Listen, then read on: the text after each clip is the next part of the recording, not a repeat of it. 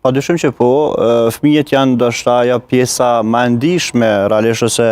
që përjetojnë në mënyrën më problematike efektet apo influencën e tërë social-psikologjike të pas divorcit të prindërve. Normal që nevoja thelbësore e fëmijëve ose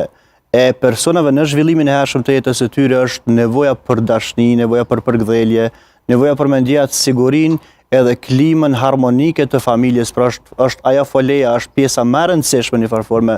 Nuk shohim kur gjë më të rëndësishme, nuk shohim më të rëndësishme as shoqërinë, as shkollën, as gjë, domethënë konceptet të tjera që kanë bëjnë me egon e tyre nuk janë akoma të zhvilluar edhe perceptojnë veten si pjesë të pandashme të mamit, babit realisht, edhe kur kjo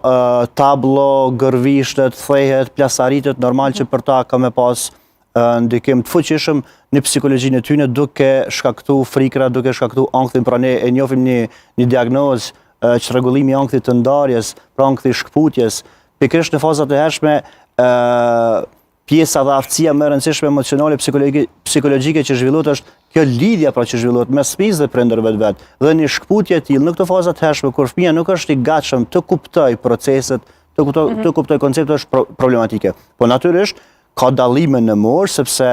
secila moshë ka mënyrën se si kupton bot kuptimet dhe konceptet, po edhe ka dallime për mënyrën se si ka ardhur deri tek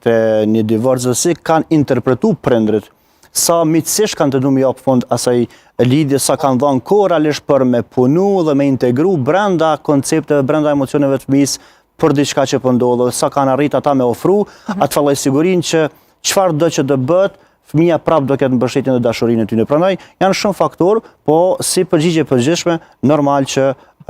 divorci nuk është i këndshëm dhe jo vetëm për fëmijët, por në koeficientin e stresit në nivel global, një farë forme kur janë në rëndit në ngjarjet jetësore, njëri prej partnerve